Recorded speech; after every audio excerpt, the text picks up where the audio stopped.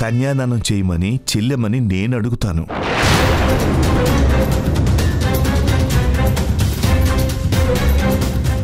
ఏంటి నాన్న, అత్తయ్యని అడుగుతారా? అవును తల్లి. మనోహరు ఊర్మిళ కలిసి కన్యాదానం చేస్తే ఎవరికీ ఏ అభ్యంతరమూ ఉండదు. అత్తయ్య వాళ్ళు చేస్తే ఎవరికి ఏ అభ్యంతరమూ ఉండదు, కానీ చేయడానికి అత్తయ్య ముందుకొస్తారా? ఇప్పటికే నేను ఆవిడికి కొడుకుని దూరం చేశానని నా మీద కోపంతో రగిలిపోతున్నారు.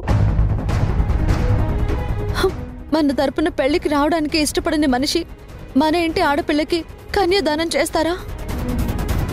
భాను చెప్పింది కూడా నిజమే మావయ్య. అమ్మ చాలా కోపంగా ఉంది. ఇందాక కూడా నాకు ఇంటితో ఏ సంబంధం లేదు అని చెప్పింది. అలాంటిది అమ్మ ఒప్పుకుంటుందంటారా? చూడు బాబు, ఆడపిల్ల తండ్రిగా కూతురు పెళ్లి ఎలాగైనా జరిపించాలని ఎంతో కోరుకుంటాడు. ఎన్ని అవమానాలైనా భరించాలి. ఇక చెల్లెమ్మ సంగతి మనకు తెలుసు కదా. నా మీద కోపం ఉంది కాదనను, కానీ ఒక ఆడపిల్ల పెళ్లి పీటల మీద ఆగిపోతుంది అంటే కరుణించని మనిషి కాదు. తను తప్పకుండా ఆలోచిస్తుంది. అడిగే పద్ధతిలో అడుగుతాను, బతిమలాడుకుంటాను. తను తప్పకుండా ఒప్పుకుంటుంది.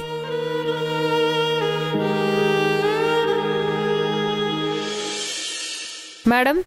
ఏంటి సిస్టర్? భాను రిపోర్ట్స్ వచ్చాయి మేడం. ఓ, అప్పుడే వచ్చేసాయా? ఏవి ఇటివు.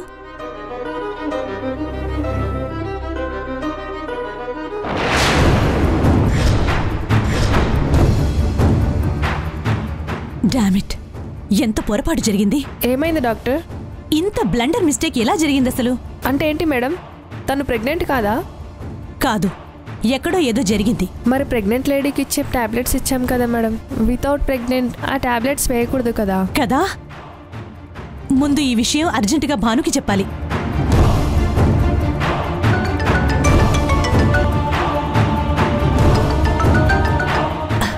లిఫ్ట్ చేయి భాను. భాను ఫోన్ ఎత్తడం లేదేంటి? కార్తిక్ అయినా చెప్పాలి.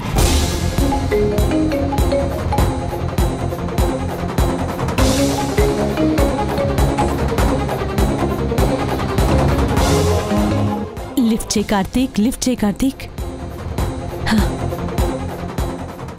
ఇద్దరు ఫోన్ ఎత్తడం లేదు. నేను వెంటనే అక్కడికి వెళ్తాను. నర్స్, నా అపాయింట్మెంట్స్ అన్ని క్యాన్సిల్ చేయి. Okay madam.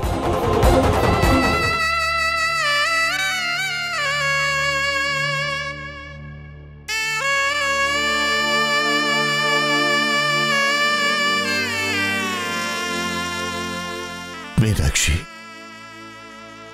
మమ్మల్ని వదిలేసి నువ్వు వెళ్ళిపోయావు. నువ్వు లేని లోటు ప్రతి క్షణం మాకు కనబడుతూనే ఉంది. నువ్వు ఉన్నప్పుడు ఇంట్లో ఎలాంటి ఇబ్బంది ఉండేది కాదు. ఇల్లంతా ఎప్పుడూ ఆనందంగా ఉండేది. నువ్వు అర్ధాంతరంగా వెళ్ళిపోయావు. మన ఇల్లు దేవత లేని గుడి అయిపోయింది. భానుని ఎలా పెంచావో వైశాల్ని కూడా అలాగే పెంచావు. మనకిద్దరు కూతుర్లు అనుకుని ఎంతగానో మురిసిపోయావు. నువ్వు అనుకున్నట్టే వైశాలికి మంచి సంబంధం వచ్చింది. కానీ పీటల మీద పెళ్లి జరుగుతుందా లేదా అన్న సమస్య వచ్చింది. అదే ఇప్పుడు నువ్వు ఉండుంటే ఏ సమస్య వచ్చేది కాదు. అల్లుడు కొడుకులా మారి పెళ్లి చేస్తాను అన్నా వాళ్ళు ఒప్పుకోవట్లేదు. ఇలాంటి పరిస్థితుల్లో ఏం చేయాలో నాకు అర్థం కావట్లేదు. ఏంటి పెదనాన్న ఇది? నా వల్లే కదా ఇదంతా జరుగుతుంది. నా కోసం మీరెంత బాధపడకండి పెదనాన్న. నా మెడలో తాళి పడకపోయినా మీ కూతురుగా నేను ఇక్కడే ఉండిపోతాను. మీరంతా ఉన్నారు, నాకు అది చాలు పెదనాన్న. చూడు, నీ పెళ్లి ఆగిపోవడానికి కారణం నువ్వు కాదమ్మా, నేను. నా మీదున్న కోపంతోనే ఈరోజు చెల్లెమ్మ కన్యాదానం చేయనంటోంది. అదే మీనాక్షి బతుకుంటుంటే చెల్లెమ్మ ఇలా మాట్లాడుండేది కాదు. ఇలాంటి పరిస్థితి మనకు వచ్చుండేది కాదు.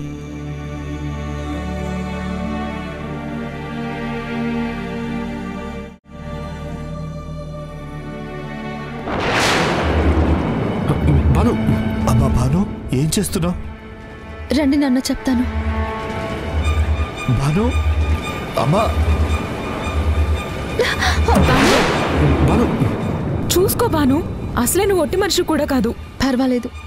ఇప్పుడు ఆలోచించాల్సింది నా గురించి కాదు, జరగాల్సిన పెళ్లి గురించి.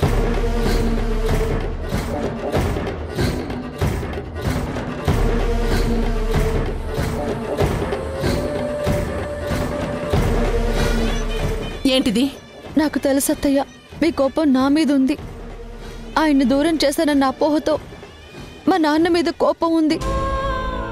ఇప్పుడు ఎవరెన్ని చెప్పినా మీ కోపం పోదని నాకు తెలుసు. కానీ మా అమ్మ మీద మీకెప్పుడు కోపం లేదు. ఆవిడ మీద అభిమానం ఉందన్న విషయం నాకు తెలుసు అత్తయ్య. నేనే నీకు ఈ విషయం చెప్పలేదే. అన్ని మాటలతోనే చెప్పక్కర్లేదు అత్తయ్య, కొన్ని చేతులతో కూడా తెలుస్తాయి.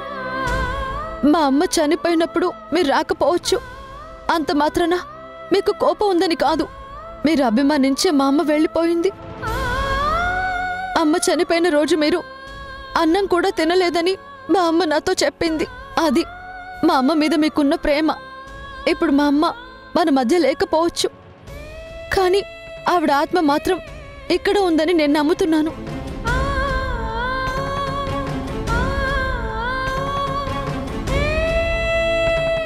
ఈ పరిస్థితుల్లో అమ్మ ఆత్మ ఎంత బాధపడుతుందో అర్థం చేసుకున్నాను కాబట్టే మిమ్మల్ని అర్థించడానికి వచ్చాను. ఇవి నా మాటలు కావు, మా అమ్మ మాటలే అనుకోండి. మా అమ్మే మీతో చెప్తుందనుకోండి. దయచేసి పీటల మీద కూర్చొని పెళ్లి జరిపించండి, కన్యాదానం చేసి నా కూతురికి జీవితాన్ని ఇవ్వండి అని మా అమ్మ మీ కాళ్ళు పట్టుకుంటుంది. ఏం చేస్తున్నావు? ఇంతకు మించి నాకు వేరే దారి లేదత్తయ్య. నా వల్ల వైశాలి పెళ్లి ఆగిపోతుంటే నేను భరించలేను. మా నాన్న తట్టుకోలేరు. బాధ కలిగినప్పుడు దేవుడి దగ్గరికి వెళ్తారు. దేవుడు బాధ కలిగిస్తాడన్న సమయంలో సాయం అవసరమైనప్పుడు ఆయన వాళ్ళ దగ్గరికి వెళ్తారు. కాదు అనరన్న నమ్మకంతో. ఇప్పుడు మీరు తప్ప మాకింకో దిక్కు లేదత్తయ్య. దయచేసి పెళ్లి జరిపించండి అత్తయ్య. అత్తయ్య, మా పెద్దమ్మ ఉన్నంత వరకు నాకెప్పుడు ఏ లోటు రానివ్వలేదు, ఎప్పుడు అవి లేదు. మా అందరికీ పెద్ద మీరే. దయచేసి. అమ్మా, సమయం అవుతోంది. పెళ్లి కుమార్తెని పీటల మీదకి తీసుకురండి, తరువాత తనతో మొదలు పెడదాం.